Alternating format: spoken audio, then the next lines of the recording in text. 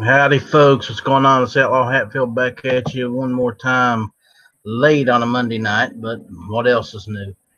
Let's see who we got hanging around out there tonight. We got Scott's out there, Grimm's out there, gun loving Grandpa Stanley Allenby Pro. Hello, Jan. How are you? Caleb's out there. So C4 Defense.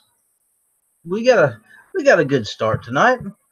Ladies and gentlemen, tonight I have a very special guest. He was actually the first one I had ever done an interview with a little over a year ago now. I would like to present my friend, my buddy, my pal, a former Marine, if any Marine could ever be called former. Once a Marine, always a Marine, they say. Ghost Tactical. How are you, Trey? What's going on, man? Yeah, we're former Marines. There's no such thing as an ex-Marine. We call ourselves former Marines, yeah. Yeah. Or just Uh, Marines, either one. well, yeah. Once a Marine, always a Marine. That's what the brother-in-law always said. That's right. What was it? How did he put it? You were never born a Marine. You were made into a Marine, but once you became a Marine, you were always a Marine. So, Yeah, that's I mean, that sounds about right, yeah. yeah. Oh man, it has been a busy year for you. It Yeah, you could seems say that. it seems like you have had your hands in everything this year.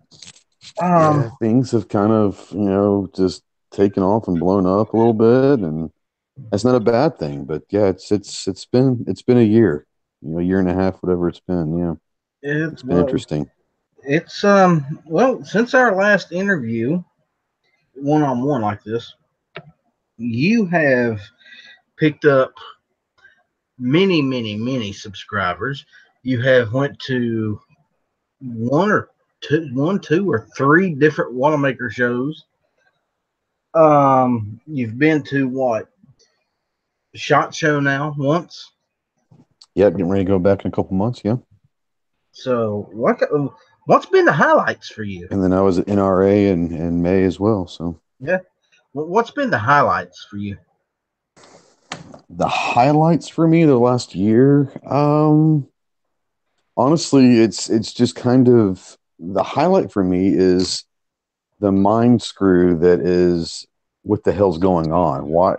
Why is all this happening? And it's been kind of surreal to sit there and know that literally I did a video because a dude at the range said I should do a video to tell people how to kind of get into IDPA.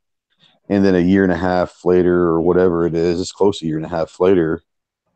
I mean, I'm pretty entrenched in the community now, and every day I get new opportunities with different companies and different creators, and every day it seems like it's just feeding on itself, which is kind of cool. But I say the greatest thing is just kind of getting to know everyone that I've gotten to know and now consider friends because of stupid YouTube is insane to me. I mean, I have so many people that are close to me now that, I think, this, I kind of hold my private side of life very, very close and don't let very, very many people into my inner circle as far as my private stuff. But some of the people that I do hold dear into that inner circle, I've met through YouTube. And that's fascinating to me. And like I said, all the people out there that I've come to know, whether I've never met in person or not, just friends of mine in general, um, that I talk to almost on a daily basis, either through, emails or chats or texts or through live shows or whatever. That's the kind of the awesome thing about it is I've got a whole new family because of YouTube. So go figure. I feel the same way. It's weird, man. You know, because you had just joined gun channels a couple months prior to me joining, and Yeah, it was pretty close. Yeah. yeah, and it was like you. Who was first? You or Clover? Clover was about a month ahead of me. He's the one who brought me over, and then kind of the rest is history. Yeah. So it was like Clover, you, me, And then after that, it seemed like there was just a tsunami of different people showing up that, out of nowhere. And now all of these There was guys definitely are, an influx of gun channels there for a while. and now all of these guys are putting out content, and it's not all the same thing. We all do something a little bit different. Um, Man, and the stuff that you put out, the shooting videos and the interviews that you've done, um, I'm proud of you, man. I mean, straight up, I think what you have done over the last year has been absolutely amazing. Oh, I appreciate that. Yeah, I mean, you get lucky. I mean, it's one of those where I try to always push myself and try different things. Obviously, the range stuff, the shooting stuff, is something that's one of my passions in life. So it's easy for me to go out to a range and shoot some videos because that's just something that I enjoy doing. But the interviewing thing was something new. I mean, the live stuff, the interviews, and that stuff is just kind of one of those things where, you know, you just turn the camera on and whatever happens, happens. And you just got to hope that over time you get better at it. Oh yeah, I mean, and you do, and you really do. Um, I would like to think that even my show, my one-on-ones have improved quite a bit.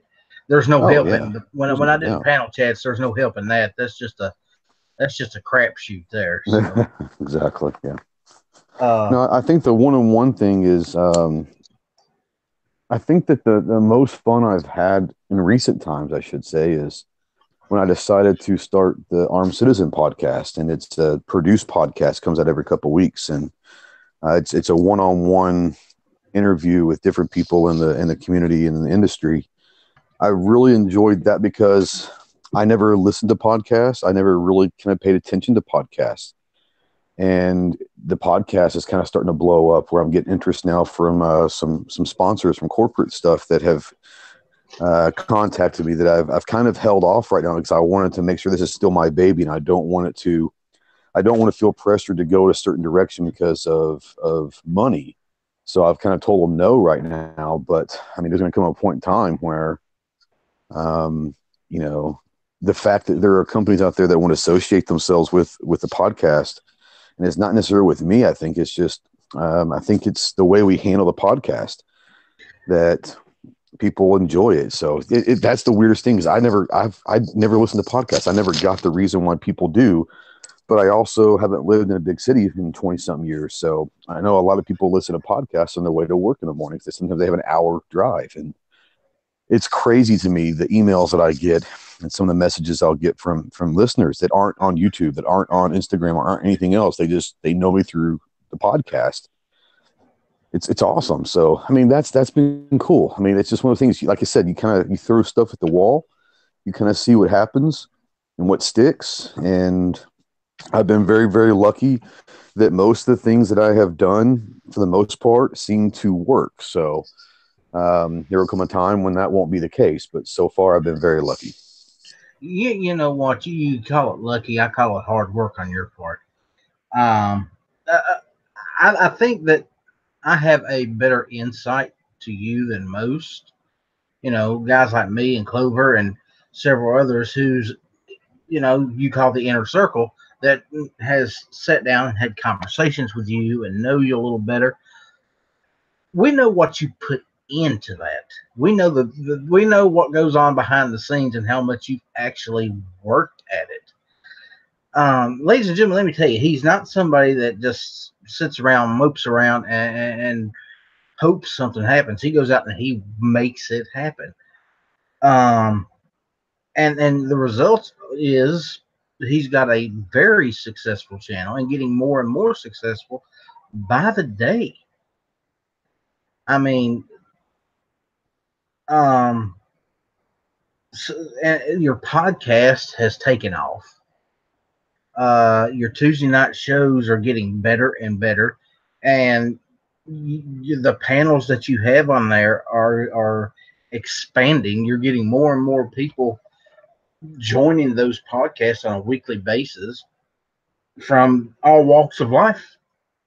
Um, Yeah, I've really tried to, if there for a while, I kept it to three or four people because I'm not big. This is just my personal preference, and everyone has their own way. I don't like big panels because for two reasons. One, um, it's hard to let everybody get their fair time. It's hard. I want everyone that's on the panel to get their time. And if you've got eight, nine, or 10 people, it turns into a free for all. And I'm not big on free for alls. I kind of like the structure. And so I feel bad sometimes when I have a bigger panel. So I try to keep it down to three or four. But lately, I've been trying to get in, at least maybe one every week or every couple of weeks that um, aren't on panels, and they've asked for links and all of that, and try to help them out because maybe they're looking to go live and they're just trying to gain some experience. And I credit obviously Clover, but I really credit there for the longest time. And I still get them all the time. I haven't jumped in for months just because it is what it is. I don't watch a lot of TV anymore. But me being on some of Matt's chats early on really helped me kind of understand the fluidity of what a panel show could be. And I've talked with Matt about that before, and Matt's great about helping people out, especially when they're young and not necessarily age young, but channel wise, they're young and they're inexperienced, and trying to help them out and all that. So, G Webs and Matt, Clover. And then luckily, I've been blessed enough over the last year and a half to meet some really amazing people in the industry that are huge that I keep in contact with now all the time. And they've helped out tremendously in the marketing side of branding and all that stuff. So, like I said, I think if you work hard and you kind of position yourself, I think good things will happen to people that work hard. And then that's kind of what my mantra is, you bust your tail, and good or bad, something's going to happen. So hopefully it's good.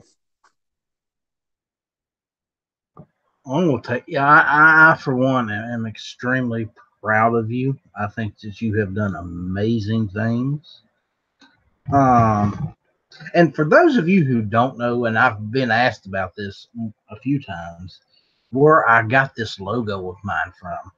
Well, the guy that I'm interviewing tonight is the guy that came up with this logo. Um, he had a little help from who was it that helped you with this the first time around? The original logo I came up with, and then I sent it to Hottie because at the time I wasn't very apt on some of the effects that Photoshop did. I was just kind of very vanilla with it, and he taught me how to do some different effects with shadows and different stuff like that. But yeah, I mean, Hottie helped out in that initial logo. That's right, it was Holly. So, but and then a few months later, he sends me this one I'm using now, and he says, "Well, I know you like the Chris Victors. How do you like this?" And I just fell in love with it. Um, I think you did an excellent job, by the way. Oh, Um, thanks. I enjoy that stuff. I always know I'm not very artistic at all. I really am not. Photoshop allows you to be artistic without being artistic. So I enjoy kind of doing that stuff. you know, I enjoy it, and then now it's sort of become iconic. This thing that you've created for my channel, and the original one is now a part of the deck of cards that G Webs is doing, the cross pistols. So, uh, you know, it's good to have that out there. I mean, if I'm not mistaken, you're in the deck as well, aren't you? Oh yeah, yeah. That was kind of cool because like you said, I mean, when G does something, he doesn't do anything half-assed. He puts a lot of thought into it, and just the fact that yeah he thought about putting me in the deck is pretty awesome. So I Yeah, appreciate that very much, G. when I first seen it, I was in shock. I was like, wow. Uh, you know, somebody buys a deck of cards and they see this logo and they're going to be wondering, well, who in the heck is this Outlaw Hatfield or who is Ghost Tactical? And this is, 10, 20 years down the road. And they're going to do the internet searches and they're going to You know, try if the internet is still the same as it is now. I'm sure it won't be. It'll change and develop and uh, be upgraded.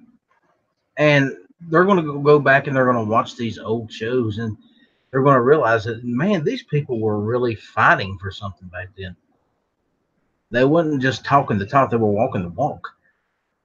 I mean, if you're not fighting, then what the hell are you doing? You know. Exactly.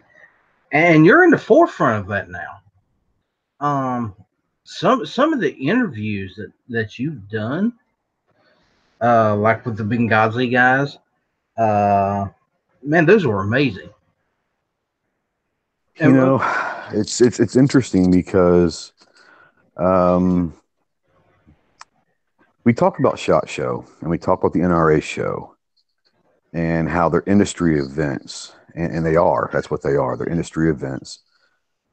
They're there for the manufacturers to spotlight some of their products, but what I found is the doors that open up through the connections and the networking of Shot Show and NRA throughout the industry is remarkable. I mean, you know, I got to go take a tour of the Walther factory last Friday, and that was simply, uh, you know, it was awesome. But it's amazing how, and I'll tell people all this: if you have the chance and you have the availability to get the Shot Show or the NRA show, and you're trying to create content, it's definitely something you got to look into because the contacts you make and the networking that goes on at those events are literally priceless.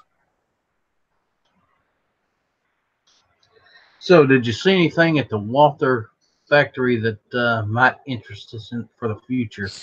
I wish I could tell you because I'm excited, man. I got to see the entire 2019 lineup that comes out in January, and I can just tell you this: there's going to be some people that are extremely excited about a couple of the firearms that are coming out, and um, it's just going to be a cool year for them, and I'm looking forward to seeing the release and on some of this stuff because I think there's one gun in particular it's going to excite a lot of people. Um, well, I tell you what, here lately I've been playing around with a Walther PPQ in 45 ACP, and I'm loving that gun, man. It just melts into your hand. And to look at that grip, to look at it, you would think that's going to be the most uncomfortable grip in the world. But when you get it in your hand, it just feels like it was made to be there. They've done an amazing job with those grips on those guns. You know, it's interesting. I had shot, previously, in the last, several years, I had shot the PPK a couple times, a little 380. I saw those at the range. I had never owned a Walther. I've always admired their craftsmanship and their engineering and the history of Walther, obviously, but I never owned one.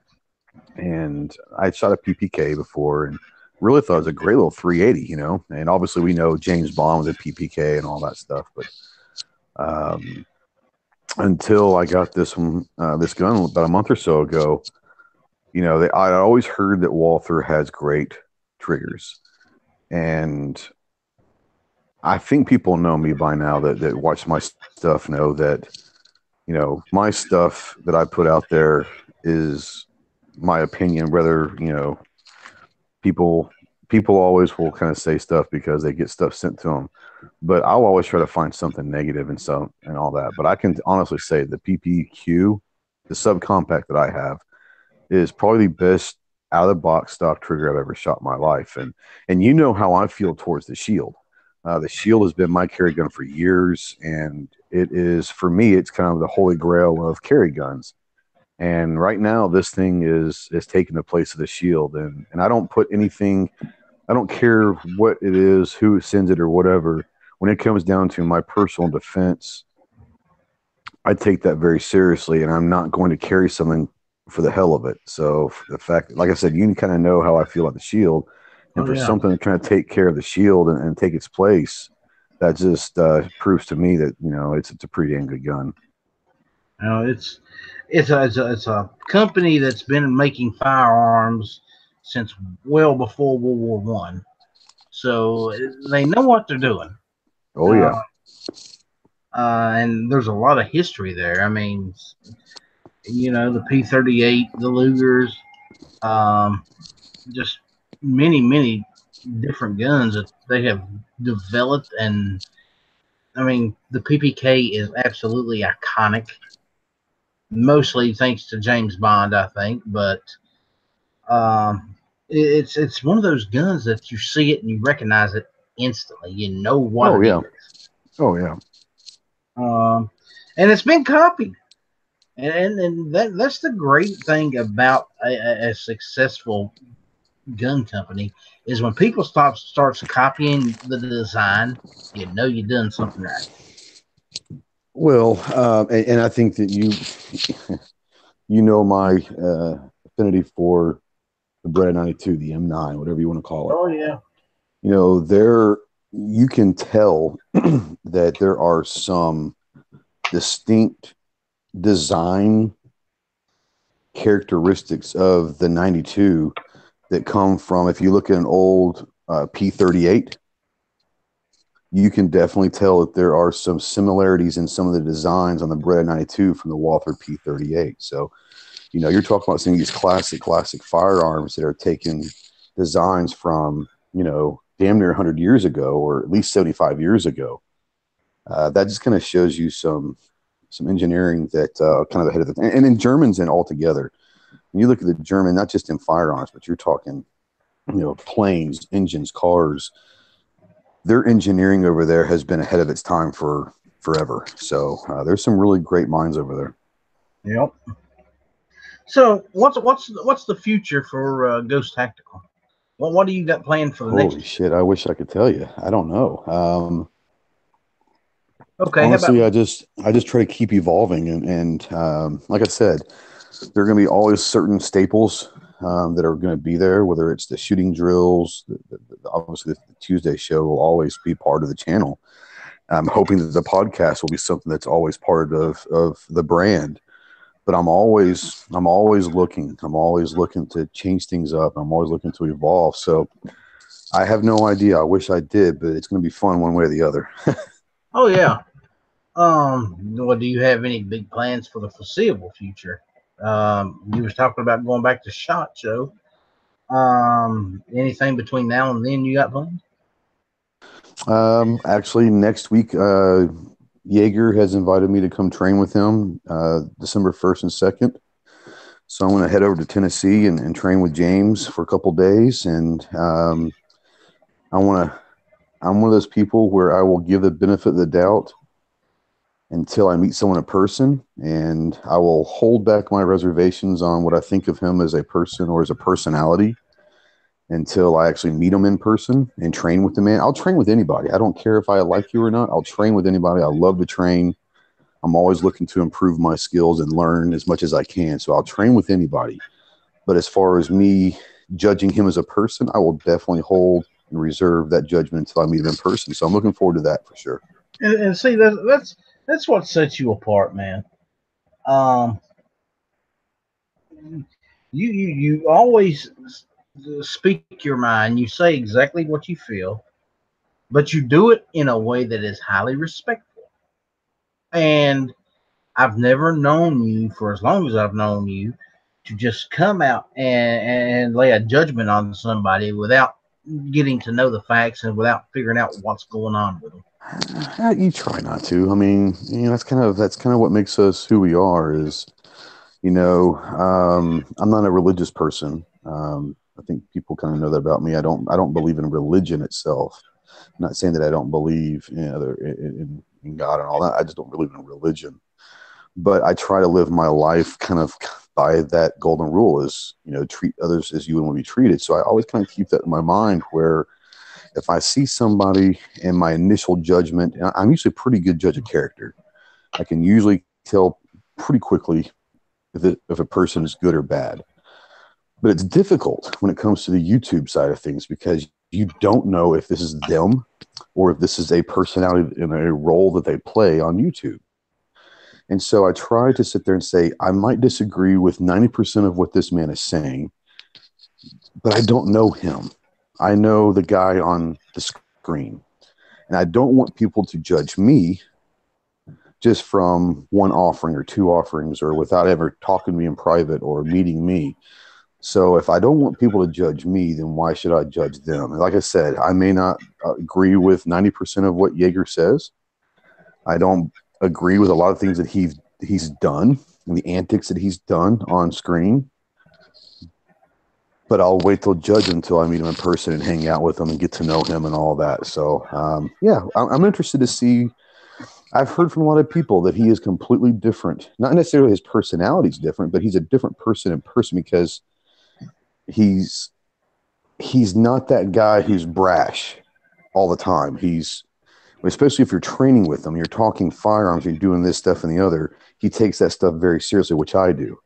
So that's kind of one of the things I'm looking forward to is trying to get to know him, and then I'll judge if I like him or not. And if I don't like him, I'll still go train with him as long as he's a good trainer, and I learn something from him. I'll train with anybody. Like I said, I don't have to like you to learn. You know.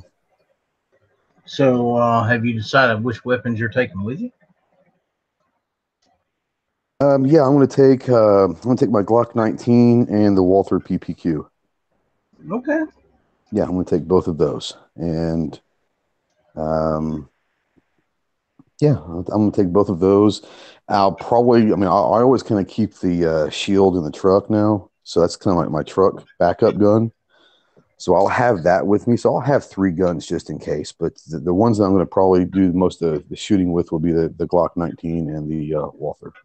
Well, you can't deny that both of them are reliable, accurate, and dependable. So they should treat you well through that course. Um, you're not going to do any of the rifle training at all, just handguns.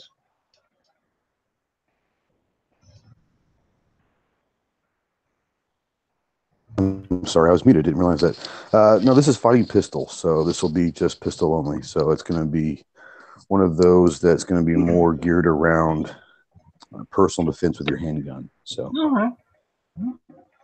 the next one he wants me to come to is the fighting. I think they call it the fighting rifle.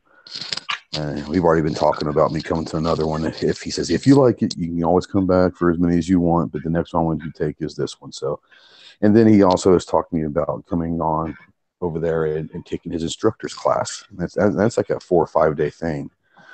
But so it'll be interesting. Like I said, I told him, I said, hey, let's wait. You know, we'll see what happens. But the invitations have been there for multiple training with them, so I can't discard that. You know. Hey, man, take all you can get. I mean, it's like me here lately. I've been working with some of the guys that I work with, and they give me pointers here and there. And I go out to the range and say, hey, look, try gripping your pistol like this instead of like this. You'll get more accuracy. Listen to this. I absorbed this. Um, I will take advice anywhere I can get it when it comes to stuff like that. You know, and then I try to implement it. And a little at a time, I'm getting better. So, Well, I mean, and you and I had talked. I remember which chat it was on. We were both on one of them. They all kind of run together. Honestly, hate to say that. yeah. But you were talking about some of the guys that work with you have been working with you out in the range and all that stuff. So, I'm one of those people where as long as, and I'm not saying you have to be, one of the, leading instructors in America, but as long as, you actually have some sort of credentials that says that you're responsible and safe enough to be an instructor, I'm all for going to train anybody. I'll train with some local guys around here, and I could probably teach 10 times better than they could, but I'll always pick up something. You can always pick up something from everybody, and I was having this discussion with another trainer, and a phone call, and he was talking about my philosophy, and we were talking just our philosophies on how and what we teach and why and all of that stuff. And it came to it, he's like, so-and-so, and we'll just say he's a top 3 instructor in America. people regard this guy as. And he says, "What do you think about this guy?" And I was like, "Well," I said, "Yeah, he's great. I haven't trained with him yet. I'd love to." And he said, "Well, a lot of people say that he's like the best." And I said, "Well, here's the funny thing about that is no one's born to be a coach or an instructor or a teacher. You have to experience a lot of different other instructors, and you take pieces from every single one of them, and that's how your philosophy is built. It's not cookie cutting one person. You've got to draw from everything that you've learned. So if you're out there and you've got a couple guys that work with you, you're probably learning something from these guys that the next person you help with firing a gun, you'll probably use some of their stuff because it makes sense to you. You're going to use stuff from other people, but that's how you kind of learn and gain a philosophy on firearms training is you have to learn as much as you can from as many people as you can. Because if you're not, then there's only two things. Either you're not getting better or you're extremely arrogant. And both of those will get you killed, Yeah, it's one of those things where you have to be able to step outside yourself, get outside your own ego, and say, "Well, I don't know everything," and be willing to open up to new ideas, new ways of doing things. Um, I never claimed to be the most accurate and the best shot in the world. Never have I said that because I'm good, but I'm far, far, far from the best. I mean, I cannot fire 5 rounds into one ragged little hole with 15 yards, you know. And there are people out there that can probably do that. I ain't one of them. Yes, there are. And I had this discussion. Goodness, once again, I'm sorry. I have a lot of discussions and calls and talks with people, so they all run together. So I don't want to say who it was because I don't remember who it was. And if it was you, if you're out there and it was you, I apologize. I don't mean to offend anybody. But we were talking about this, and my philosophy for self defense, personal defense, concealed carry, shooting, whatever you want to call it, is probably much, much different than a lot of people's because I am not one of those people that gets caught up in keyholing every single shot. If you're worried about sending 5 rounds to the same hole, one, you're taking way too much time and you're probably going to die in a gunfight. And two, why does it have to be perfect? My thing is if you can get 5 shots off in a grouping that's pretty close, either I don't care if it's 3 inches low left or 2 inches high right.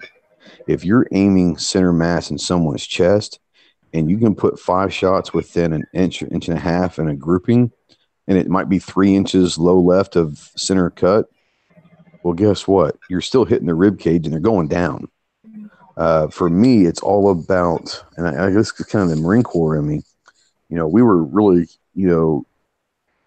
our whole philosophy was to get to the next person, get past the initial threat and move on past that threat, eliminate that threat as quickly as possible, whether it's either killing them or harming them enough to where they're no longer a threat. Well, it's the same thing in firearm training. Why would I care about if every bullet's going the exact same hole? For me, it's eliminating that threat. So if I miss 2 inches low left and I can put 3 shots in that rib cage instead of the heart, to me, I still eliminated that threat. So I think a lot of people put way too much emphasis on being perfect. I'm more about being proficient instead of being perfect. And I agree with that statement wholeheartedly. Um, I'm more concerned with being able to put rounds where they need to be to stop the threat than I am putting 5 rounds in one little hole. That's just the way I see it. The other day at the range, I was out there for about 30 minutes, not a long time, and my shots were from 5, 10, and then 15. I fired, one mag at 5, one mag at 10, one magazine at 15, and then I backed it back up. And with my last few rounds, I was double tapping, just bringing the gun up, pop, pop, back down. You know, You do your push out, pop, pop, back down. Sometimes I was getting them fairly close. Sometimes it'd be a couple inches apart. Even still, they're not going to be so far apart that they wouldn't do what they needed to do at a target at 10 yards away. Exactly. You know, and I'll say this, I'm all for training and being proficient at 15 yards because if you're proficient at 15 yards, you're definitely going to be proficient at 15 feet. But I laugh sometimes, and I'm not laughing at you by any means, but I laugh at times when I see people out there talking about, oh man, I got 200 rounds out of my gun today. They're all at 45 yards or 45 feet, 15 yards. And man, I'm deadly for that range. Yeah, you're going to jail at that range. Yeah. There is not a judge in America that you can convince that you couldn't get away if you're 15 yards from somebody. 15 feet, you're right there. You're going to have to use your gun in a self defense. 15 yards, you're going to jail. And so I laugh at them all the time. I said, yeah, that's awesome. I'm glad that you can shoot. And I'm all for practicing at that. But trying to become proficient at a yard or a distance that is not conducive to a self defense shoot, if you're not a competitive shooter and you're truly training and practicing for home and self defense, and you're worried about a 15-yard shot, you're going to jail. That's the way it is. Exactly. And you know the statistics as well as I do. Most self defense shootings happen in less than 5 yards.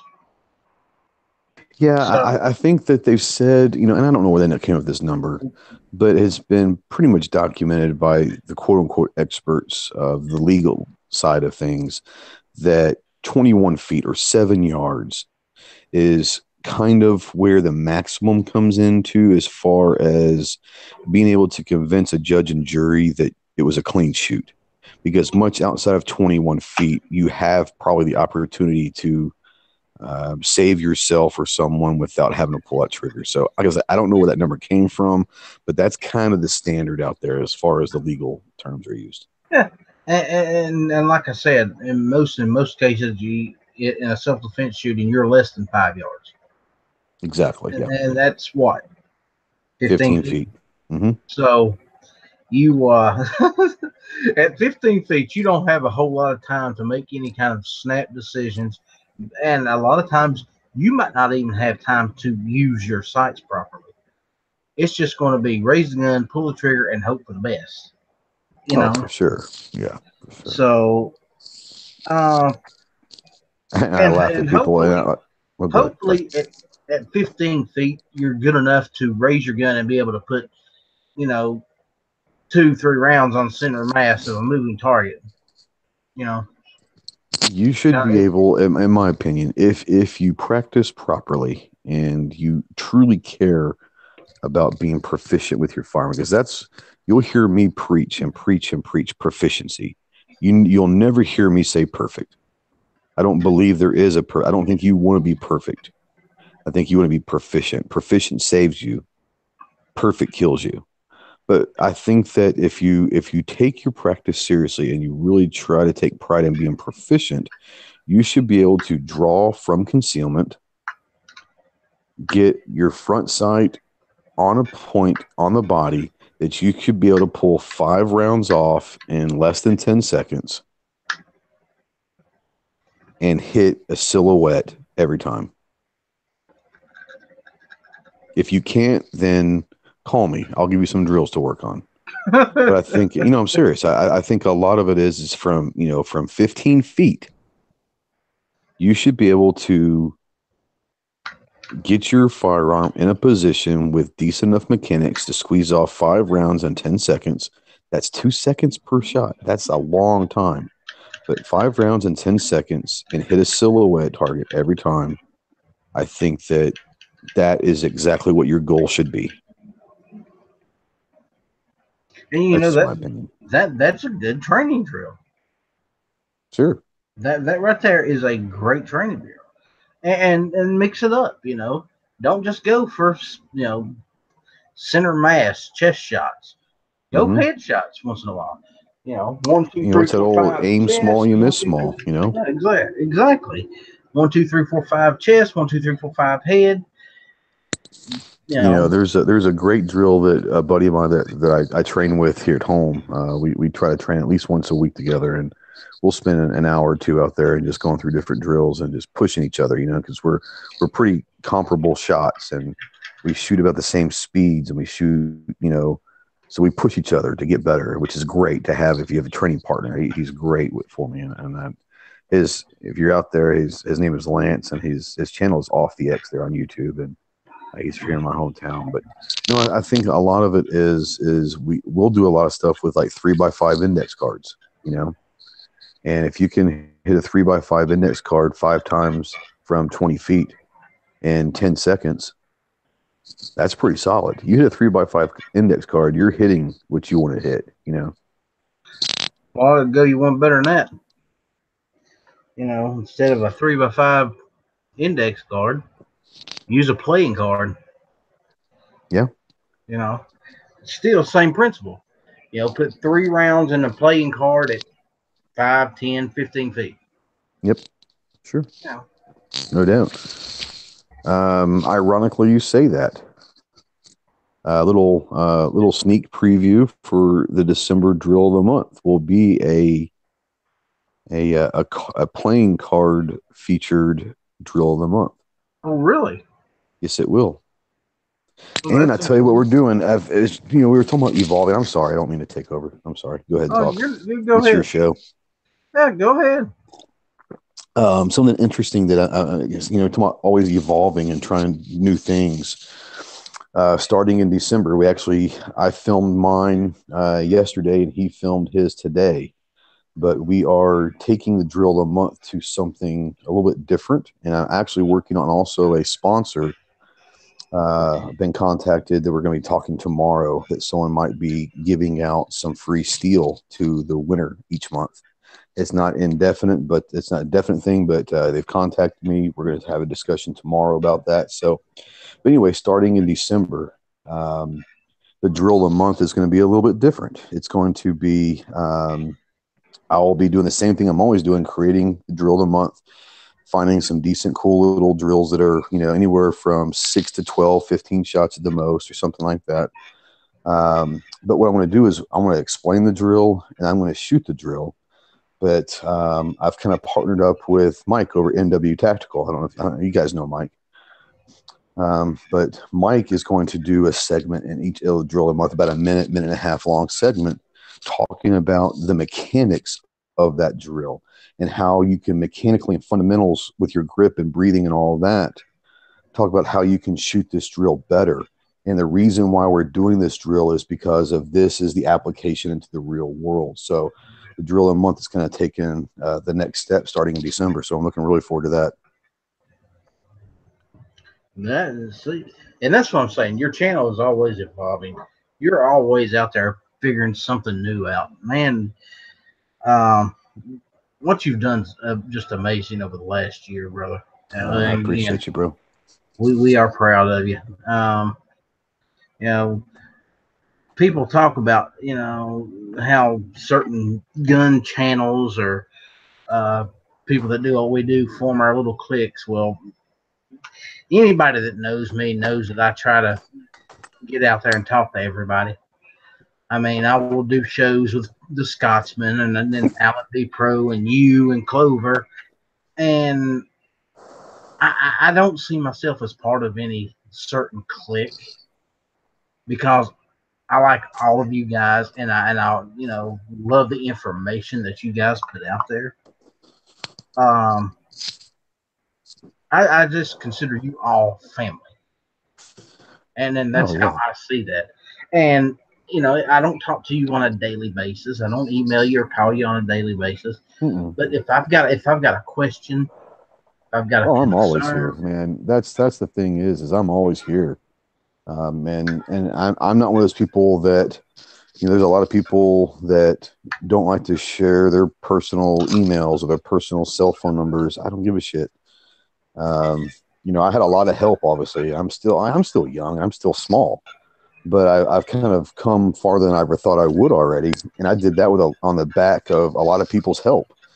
And I think that if we're not willing to help other people, then that just kind of shows you what kind of person you are, you know? Oh yeah, yeah. I mean, yeah, it's Ghost will tell you. There's been many occasions when I've contacted him right out of the blue and say, "Hey, look, I need your opinion on something," and he's never once said, "Well, I'm busy right now. Can you call me back later?" You Yeah. know, he's always been, "Well, you could do it like this, and it might be better." And sometimes I take that advice. Sometimes I stick with what I was going to do Exactly. to begin with, but I always value his opinion. Well, Uh, I always value Clover's opinion or Gary's opinion.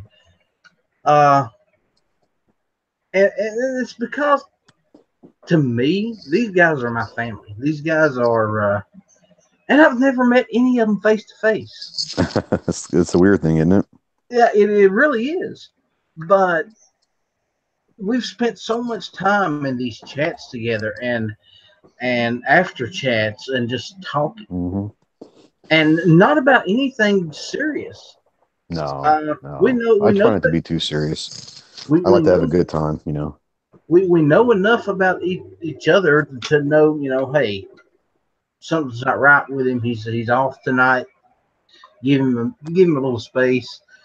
Uh, we pick up on these little signs with each other, and you know, it's like you're talking to a brother or a cousin. You just get to know them, guys, and we want all of you to feel that same way that we do with each other with us.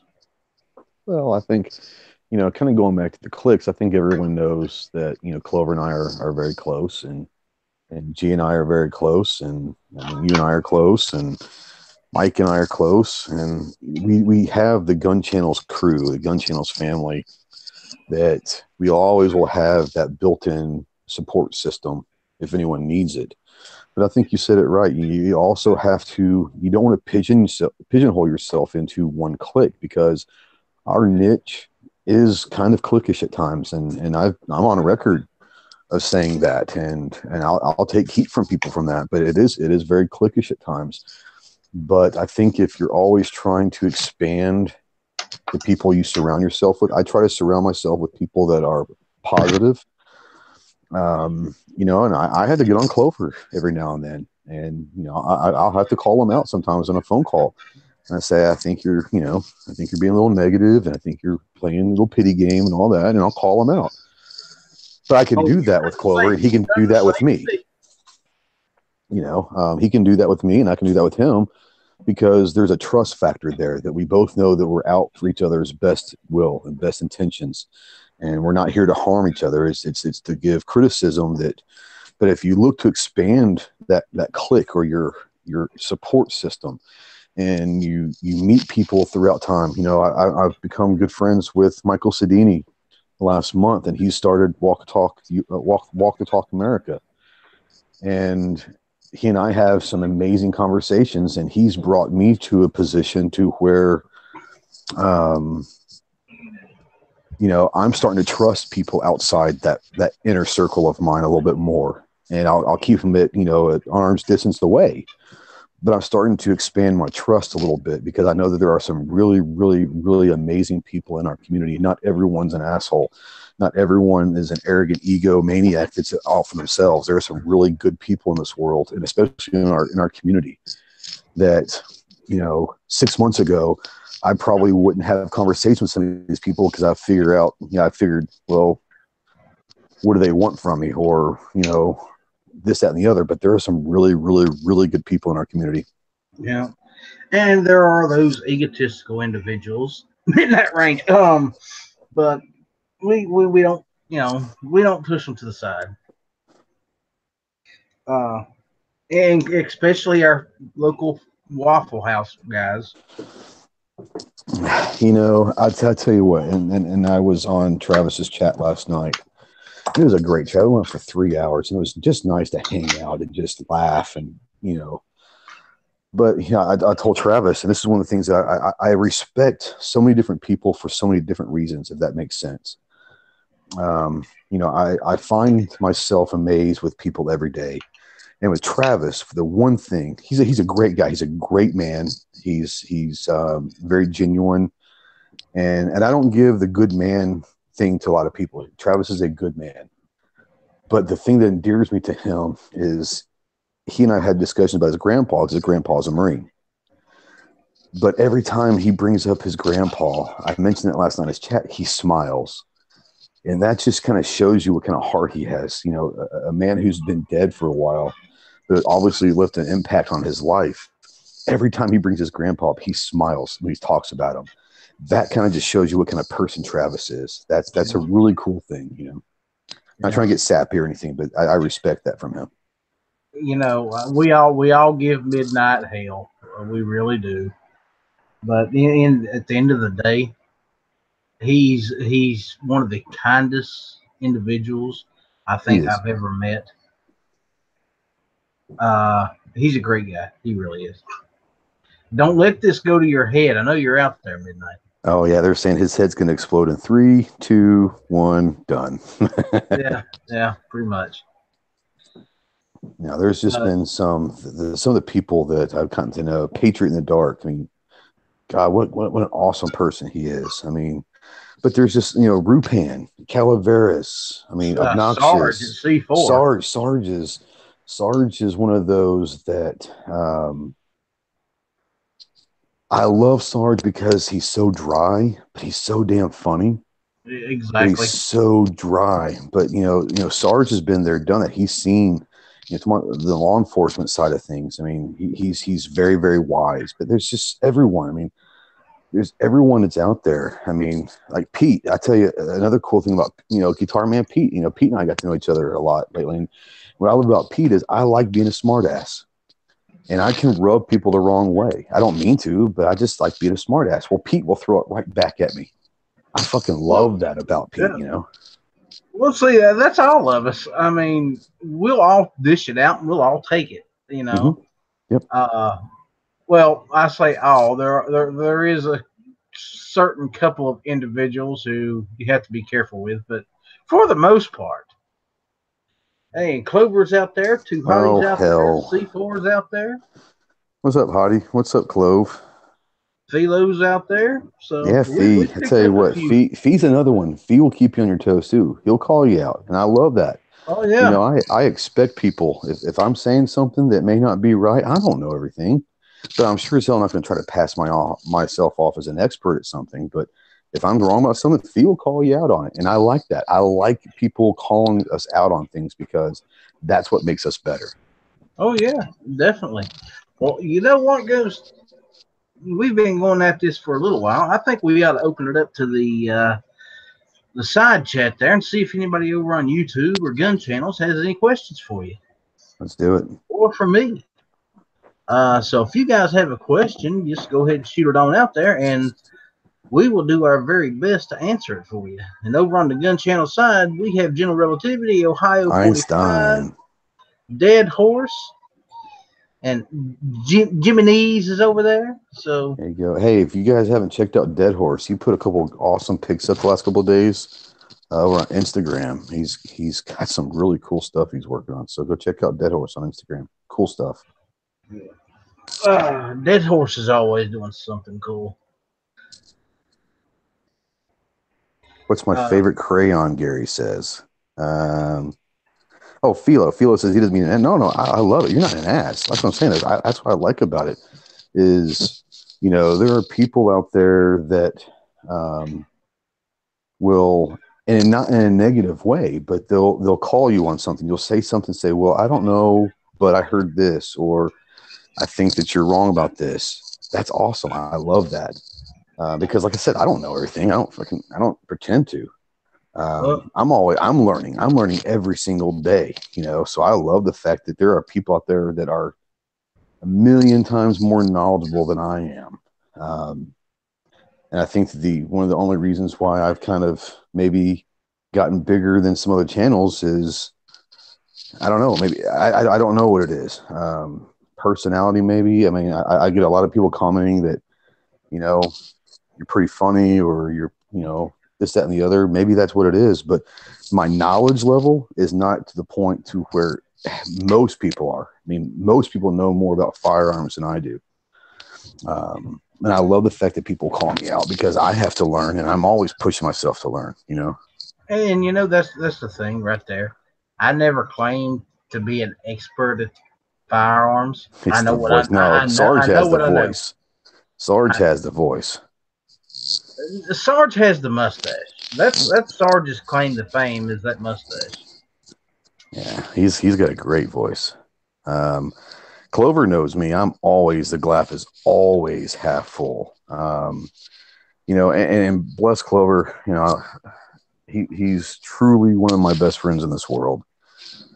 Clover's gone through some hard times, but even I've had to have talks with Clover in the last few weeks about glass being half full, about opportunities and all that. And it might be annoying, but I'm always going to look as the world as the glass is half full. I'm always going to try to find.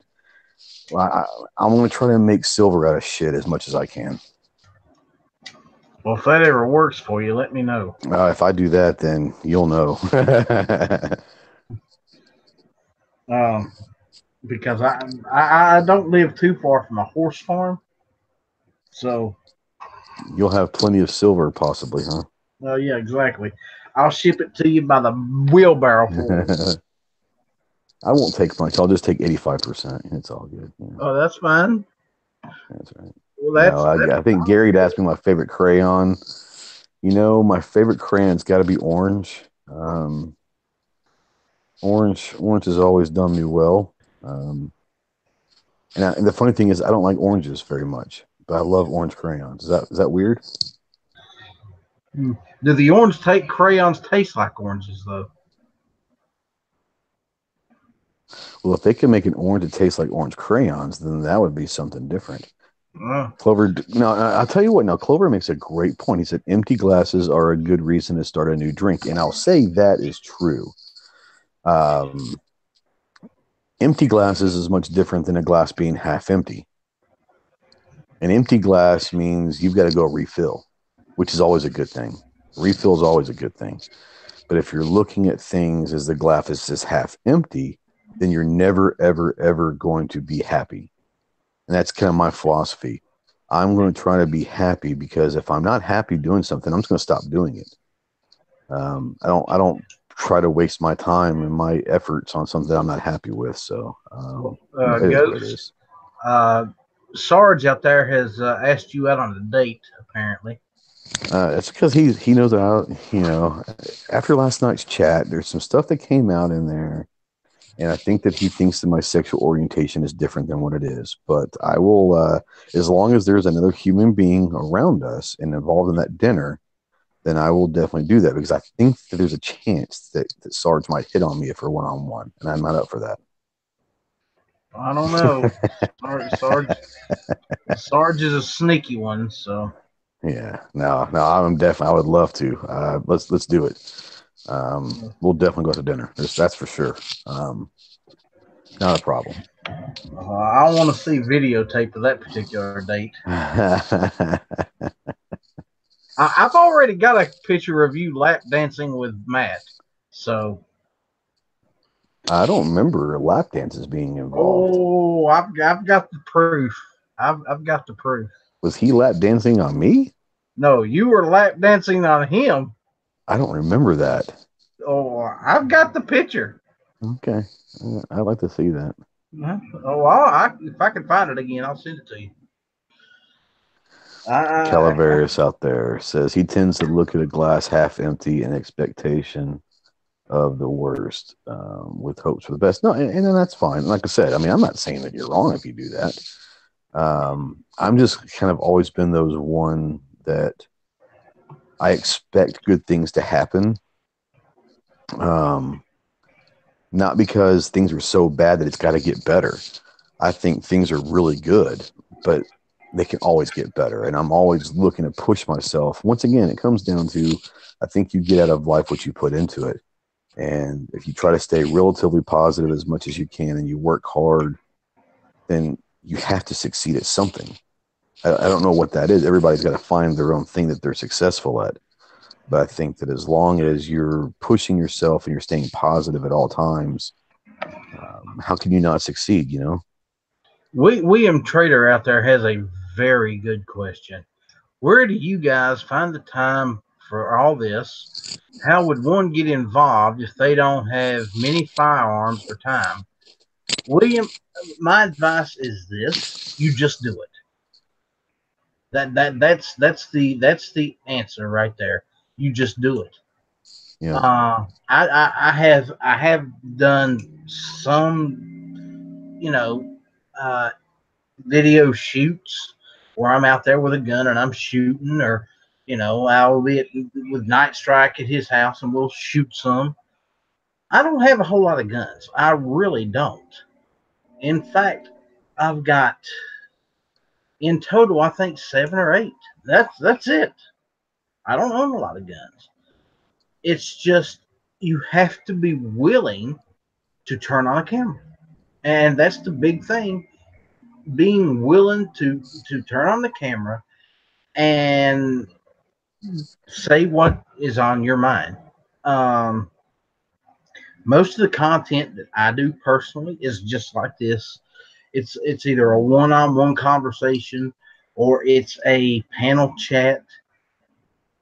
Uh, Honestly, I love them both, but I love the one-on-ones, the one-on-one conversations like I'm having tonight with Ghost, or that I've had with G Webs or Clover or Midnight or C4. Uh, to me, that's my bread and butter because I like to get inside these guys' head and try to, show that we're not all about firearms and guns, and there's other things out there that we enjoy. That's right. Ghost, what's your take on it? I mean, you have to understand. I have a full-time job. I mean, I work 60, 60 summertime 70 hours a week, and as far as getting into it without firearms, all you need is one. And actually, you don't even have to have any firearms. If you're a firearm guy, but you just aren't able to afford them, or you just don't have the availability wherever you live to get them, I said this a lot of times before, and it's the best piece of advice that G Webs gave to me a long time ago. He was talking about doing more reviews, and I said, I've got a decent collection, but I mean, I'm no Clover or some of these people that have hundreds of guns. Um, but you don't even have to own a firearm if you want to get into the firearm content. If you like doing reviews, it can kill two birds with one stone. Go to a local gun shop and tell them what you'd like to do is spotlight one of their firearms, maybe a new firearm they're trying to sell, and you do a review on it there at the gun shop. You don't have to own it, but you can do a nice review of that gun at the gun shop. You're getting content out there talking about a firearm, and you're also giving that local gun shop some publicity. So I think that, and I'm not saying this at all, William. So don't take this the wrong way, but for those people that say I don't have any firearms, and that's a reason or an excuse as to why they don't jump in the game, you don't even have to own a firearm. You can go to most ranges and rent firearms, and shoot them. Do a video of you shooting a drill, or doing this, that, and the other, or doing a review on it. You're giving publicity to that range, that gun shop, whatever. So I think if you have a passion and you want to get involved into the media side of the firearm industry, all it takes is a camera, which is a cell phone, and a car to go drive your gun shop or wherever, a bus pass, a subway pass, whatever. It just takes a little effort, and I think that anyone can do it. I think Travis P11 does a remarkable job on reviews, and the vast majority of guns that he does reviews on, he does not own, but he gives some of the most insightful and detailed reviews on guns that he gets on loan from his gun shop. So there's always about it's always just about maybe a want to. I think if you're motivated enough, then you can do anything. I'll give you a better one than that. There's two guys right now on gun channels that live in states where owning guns are extremely difficult for them. Mr. Knives is one, Mm-hmm. and John Z from New York is the other. Mm-hmm. And both of these guys put out content. Um, John Z has put out video. And Mr. Nice puts on a show just about every day during the week. Yeah. And, so not having a gun as an excuse for not doing this, for not getting involved, isn't an excuse because everybody that's listening to this knows somebody that's doing it that don't have access to any kind of weapons. Mm-hmm. You know, John Z is stuck in New York, living in the city,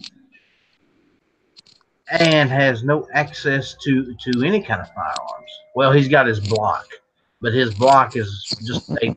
frame of a Glock that's I wouldn't even know how to go about describing what this thing is, but it's not a gun, and he puts out content.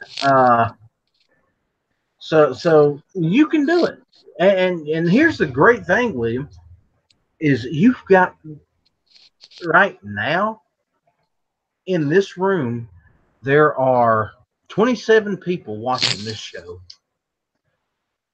and that would mean that you've got 27 people who have your back. That means you've got 27 people standing in this room right now who are willing to say, you can do this. We will support you. Well, I'd say 26. Clover's all about himself. You know that. Well, He yeah. won't. He won't help anybody. Well, 25. We still have Midnight Range out there too. So That's right. That's right. That's right. So you can't count those two. Other than those two, and isn't it? I would say that William, he was trying to say that he doesn't have many instead of any. If you have three, okay, if you have three guns, then your first three videos should be the blind challenge. Hashtag blind challenge. Field strip all three of those guns that you own, blindfolded, and be part of the blind challenge for a Patriot in the Dark. Those are your first three. You've already got three guns. There's three videos right there. Your second three videos are those three guns doing a detailed review on those three guns. Next thing you know, you've got 6 videos out there, and you're on your way. And we have Midnight Range talking about how selfish the leprechaun is. So we got a fry cook picking on a leprechaun. I don't know who's going to come out on top on that particular fight. Anyway, ladies and gentlemen, on that note, Ghost, I'd like to say thank you for stopping by. I've loved tonight. Yeah, I think we've had a pretty good show. Yeah, thanks for having me, man. I'm glad it's been crazy. It's been a year. It's crazy. Yep. It has been. It's been over a year since our first show together. Yeah. So that's great. Keep up the great work, man. You're doing good. I appreciate that. I try. And I'm really proud of you for your job, man. I know that it's a job. I get it, but I know how hard you have worked the last year at your former job, and you hated nearly every day of it. And it's nice to hear the happiness in your voice when you're talking about your new job, because you're doing what you love and you have a passion for it. So congratulations. I'm really happy for you, buddy. No, I appreciate that. I appreciate that, brother. But I'm going to keep on doing what I'm doing. I love doing these shows. I love my audience. Some of these guys show up night after night, and it don't matter. And some of them show up, and it don't matter what time this show was on, they'll be here. Mm-hmm. It's amazing. I can start a show at 3:00 in the morning, and some of these guys that are on here right now will be watching that show, and it's just amazing. It's just amazing. Whether it's 3:00 in the morning, dang on, or 3:00 in the afternoon, it'll be the same people watching, and the audience is the reason we do this, and not just for the ones that's watching right now, but the ones that might just happen upon these videos in a year, in 2 years, in 3 years. Mm-hmm. They might learn something. And grant you, in some of my shows, It's a bunch of nonsense. But you would be surprised how many times those shows that's plumb full of nonsense actually ends up having some very in depth, very deep, very meaningful conversations buried Mhm. inside them. You I'd just tell have you to what I'd like sift to through do. them. I'd tell you what I'd like to do real quick, if you don't mind, before we get Oh, off go ahead. here. Let's kind of give William a little motivation. And I ask all 25 people that are currently in this chat, I ask you as a favor to go to William's channel and subscribe to him. There you go. And if that gives him a little motivation to produce his first video, then William, email me. My email is live@ghosttactical.us. Email me if you have any questions on how to do your first video. We can talk on the phone, through email, whatever you want to do. We'll get you there. But guys, go out there real quick, subscribe to William Trader. Let's show him some love, and maybe that might push him to his first video. There you go. You know what? I think that is a absolutely great idea. Um, in fact, how about we do this?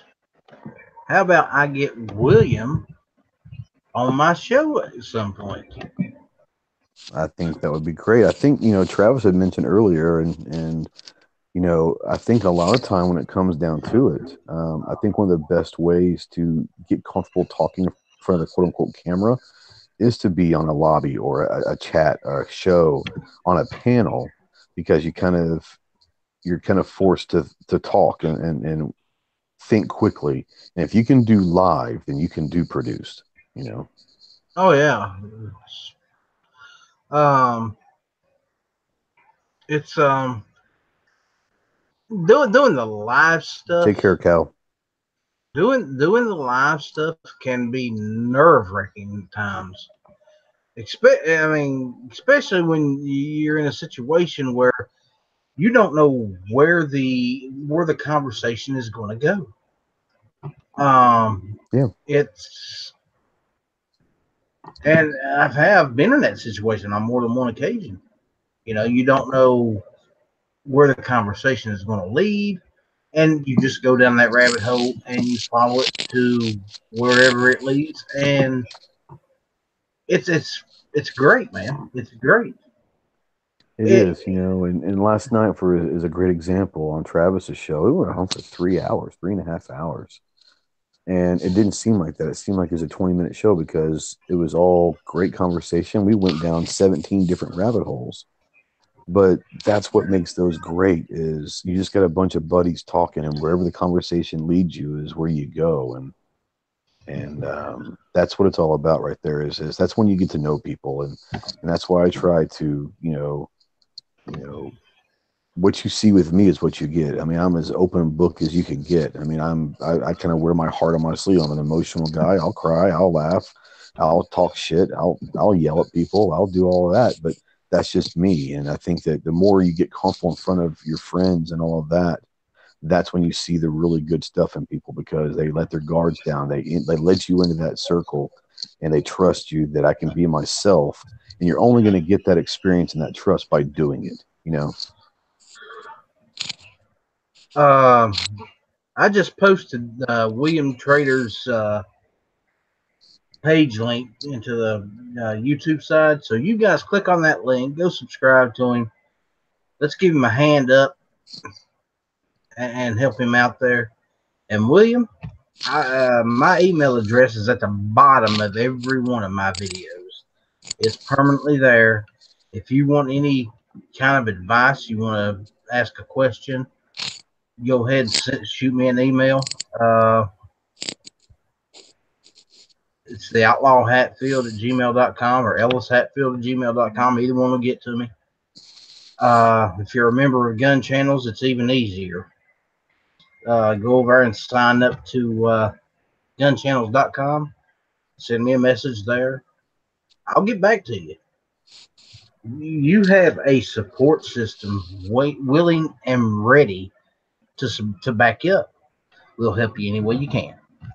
I can personally vouch, and I think Clover can, and you can, and a lot of people can. Travis and everyone. The gun channel's support system is phenomenal. And Gary and Sarge and Fee, all Fee. I mean, John. I mean, everyone out there. It's Yeah. part of that gun channel's family. It is. It's a remarkable community. There's no doubt about it. You know, they're in the, and you know, and I've said this before. At I 5, 6 times during the week, at random times, I'll show up over on a gun channel's chat. There's always an open lobby over there, and I will show up and I will hang out there with the guys for an hour, 2 hours at a time. Um, and the reason I do that is because I don't want to forget where I started, and that's where I started. Literally, was on gun channels, and I challenge all of you guys that's out there making content right now that started on gun channels. You know, get into the habit of showing up on some of those, live midday chats or late night chats they have over there. I mean, it don't have to be a national podcast that we all do. It don't have to be a show like this. Just go into one of the live chats over on gun channels. Just stop in for a while. Say hello. Because you never know who has listened to your show and decides to join gun channels just so they can talk to you. You know, they get on these shows, they join one of the Knives' chats or one of Dead Horse's chats, you know, and if Clover was to show up or You Ghost was to show up or Midnight Range was to show up in there, and the only reason they're there is because they got the idea from you, that gives them even more incentive to say, you know what, I actually talked to Midnight Range TM on gun channels. That was cool. I'm coming back. I'm sticking around. I'm staying. I think William is over at gun channels. I think he is. So, But what I'm saying to you, William, is you'll have a support system that you put your first video out. You know, you're going to get 20, 25 people to watch your video just because you're a member of gun channels. And that's always nice to know that you're gonna the worst thing, okay, and this is for me personally. When I first started this, my worst fear, because I do have an ego. I don't think I'm arrogant, but I do have an ego. But my first fear was I want to put a video out there and no one outside my damn family is going to watch this. And then you have to understand my wife doesn't like guns. So she's not going to watch it. So it may be my wife, I mean, my daughter, and maybe a couple friends of mine. I was thinking I'm going to get like 3 views on a video because that's all the people are going to care about me. The gun channels family really kind of jolted me and gave me the confidence to go for it. So it is what it is, you know. I mean, yeah, now look what we've got. We've created a monster.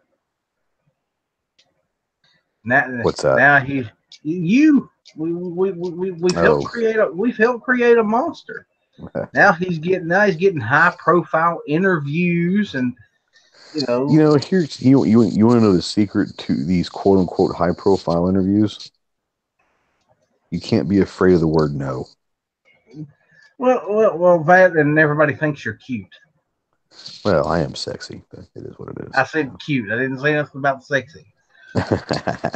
No, I think the biggest thing is you have to have confidence in yourself. Once again, I do have an ego. I've always had an ego.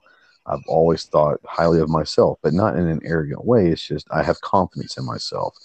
But here's the thing: is if you're afraid to ask somebody for help, or if you're afraid to ask someone to do something for you, then you're living your life once again glass half empty. All they can do is say no. But what if they do say yes?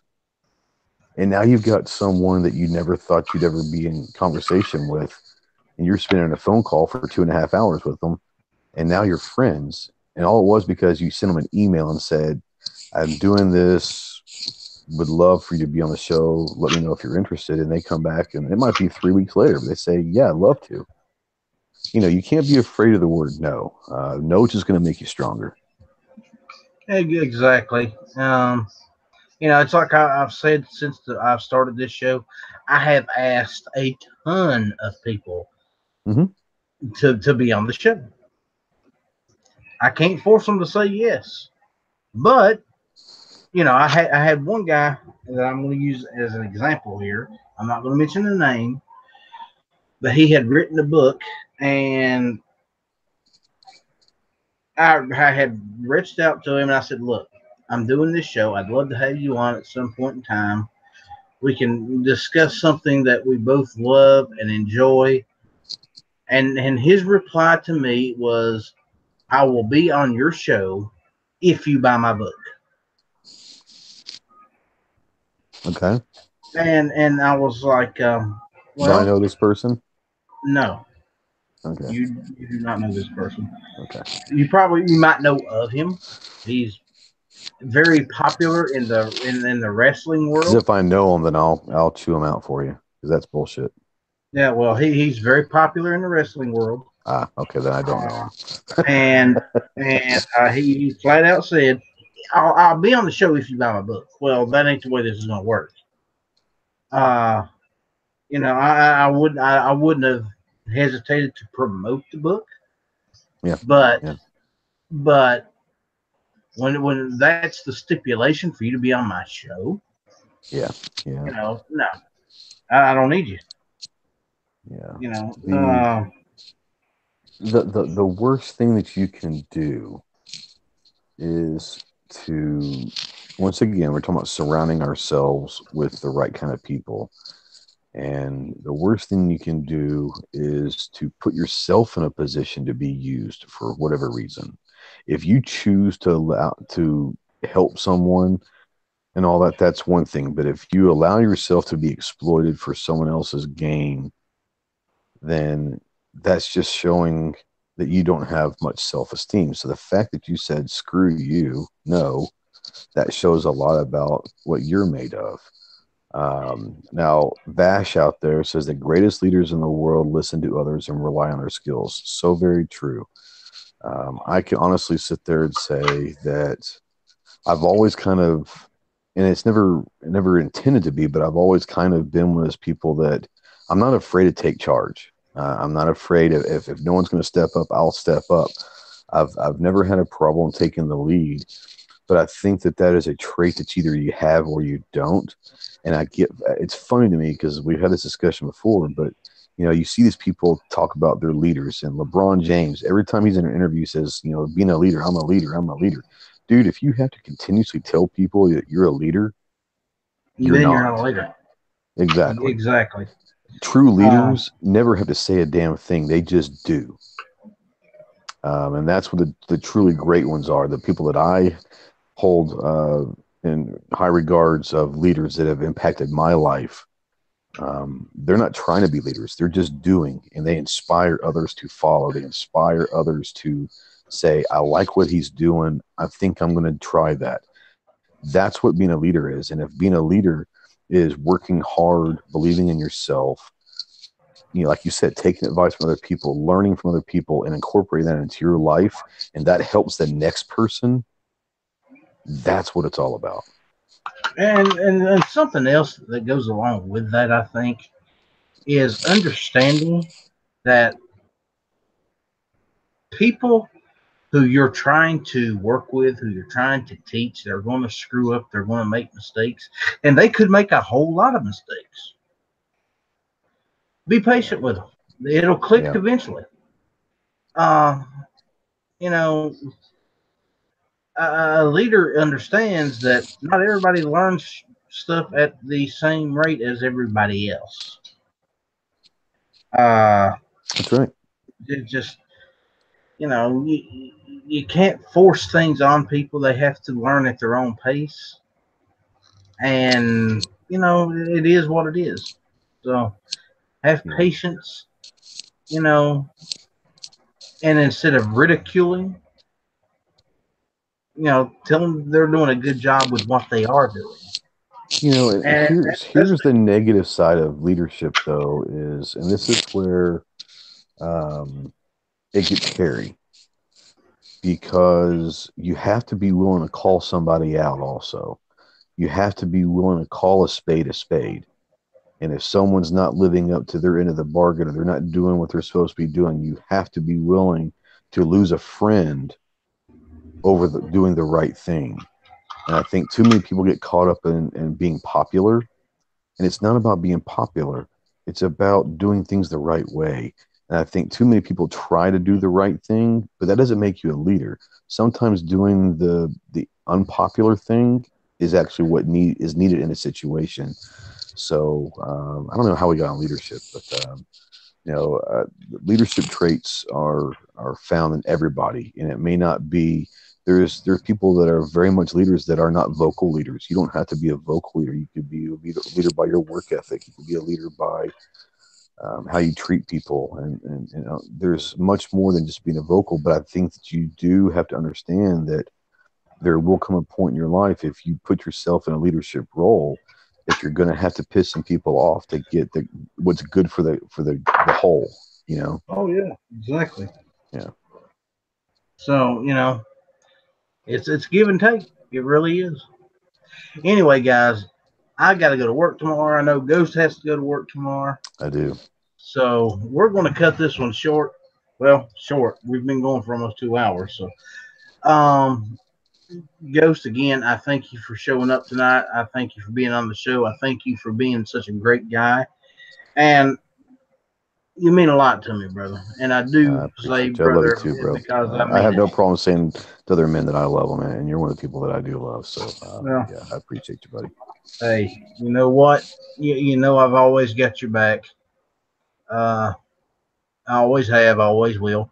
And so it's kind of funny. A few weeks ago, I was actually supposed to be doing this interview with Ghost, and I had screwed up, and I felt like crap about that, dude. I mean, it just tore me up. Oh, don't worry about that. You know me better than that. Yeah, I do, but I also know me, and this was like crap, man. Thank God. Uh, but it was my own fault. It was bad scheduling, and it happens. So anyway, we're going to call this one done, guys. I appreciate everybody for stopping by, saying hello, for hanging out with us for as long as you have. Ghost, again, thank you, brother. I love you to death. Keep doing what you're doing. Don't ever stop. I'm gonna try not to. Appreciate You you got having me anything on, to buddy. you got anything to plug before I let you go? Let's give as much encouragement to William and all the other people that are thinking about being creators and turning the camera on. We all remember how nerve wracking it was for us. So, you know, try to support as many as you can, lend a helping hand. So, as far as plugging anything, watch all these guys. Everyone out here has great content. They're great people. They're true. They're real, and just support them. Appreciate it. There you go, man. Okay, guys. Remember, if you're not a member of Gun Channels, hit Gun Channels up. G Webs and the bunch over there will treat you like family. They will give you all the support you'll ever need. Uh, great bunch of guys over there. If you've got a question about a gun, somebody over there will have the answer. They always do. Whether it be a classic firearm from the early 1900s or further back than that, somebody out there is going to have an answer for any question you might have. So a lot of knowledgeable people out there. Oh God, yes. And they know more than I will ever hope to know. So, I mean, for an instance, Cycle Camp, when it comes to old military guns, I don't think there's anybody on gun channels that has more knowledge than him. Honestly. Psycho Camp. Psycho Camp could have his own TV show, like a legit TV show. And I think there used to be one, I don't know if it's still out there on the Outdoor Channel, called Historical Weapons or something like that. Yeah. I would love for him to be on that because talking about, talking about knowledge this man has, it's unbelievable. I have had conversations with Cycle Camp for a couple hours, just listening to him talk about Lee Enfields. Mm-hmm. And the knowledge Mm-hmm. he has about these things is just simply amazing. And Enfield is one of my favorite rifles of all time. And if you wonder why I say that, go get one that's in good working order and shoot it. Then you'll know why I love them so much. They are amazing rifles. The 303 is a great hunting caliber, capable of dropping just about anything you want to hunt in North America. Mm-hmm. So, uh, and still to this day, it would be a great defensive rifle. They had the Mad Minute for a reason. Yep. So, anyway, guys, I'm out of here. Y'all have a good night. I love you. I'll talk to you later.